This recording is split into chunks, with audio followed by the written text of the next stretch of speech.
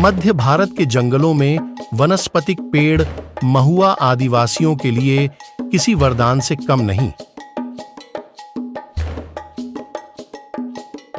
क्योंकि यहाँ के एक बड़े क्षेत्रफल में आदिवासी समुदाय महुआ के फूलों को इकट्ठा करने में जुट जाएगा। महुआ के फूलों की खुशबू से समूचा वातावरण महकेगा। आज हम आदिवासी समुदाय की संस्कृति और अर्थव्यवस्था से जुड़ा वनस्पतिक पेड़ महुआ के विषय में बताने जा रहे हैं। आदिवासी वनों की सुरक्षा और प्रकृति के प्रति गहरी आस्था देखी जा सकती है। यह मध्य भारत का मौसम है जब आदिवासी समुदाय टोकरियां लेकर खेतों और जंगलों की ओर महुआ के फूलों को इकट्ठा करने के लिए निकल जाते हैं।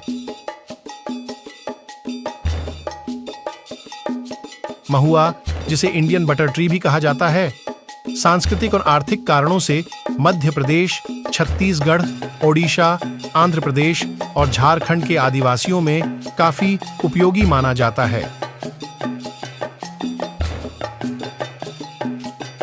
महुआ का फूल गैर लकड़ी जंगली पैदावार में से एक है जो जनजातीय अर्थव्यवस्था में प्रमुख भूमिका निभा रहे हैं।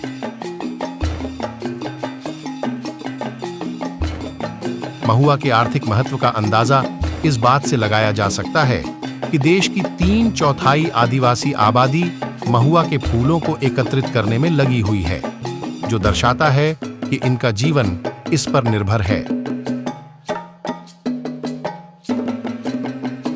आदिवासियों के जीवन में महुआ का खास स्थान है।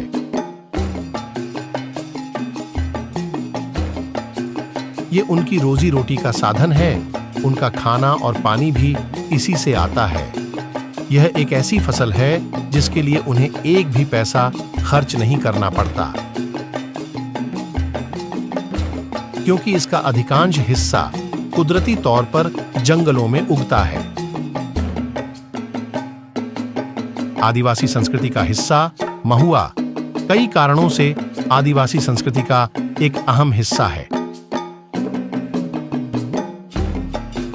यह मध्य भारत के वन क्षेत्र के अत्यधिक ग्रामीण और पिछड़े इलाकों में रहने वाले लोगों के लिए आय के स्रोतों में से एक है।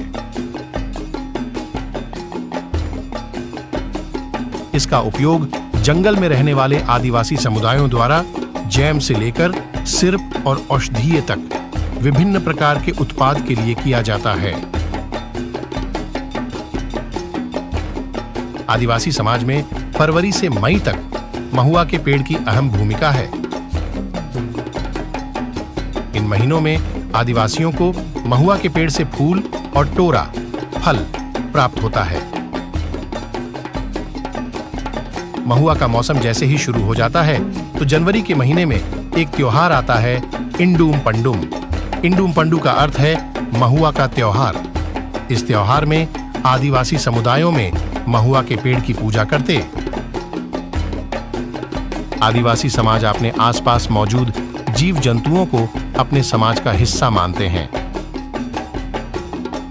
सभी जीव जंतुओं का सम्मान करते हैं। आदिवासियों को अपने दैनिक जरूरतों को पूरा करने के लिए इन्हीं जीव जंतुओं की आवश्यकता होती है। इन जीव जंतु की आवश्यकता खान पान, धार्मिक कार्य, दैनिक गतिविधियों, वन्य उपज आदि में आदिवासी को सहायता मिलती है। आज की खबरों में इतना ही, फिर मिलेंगे नई जानकारी के साथ।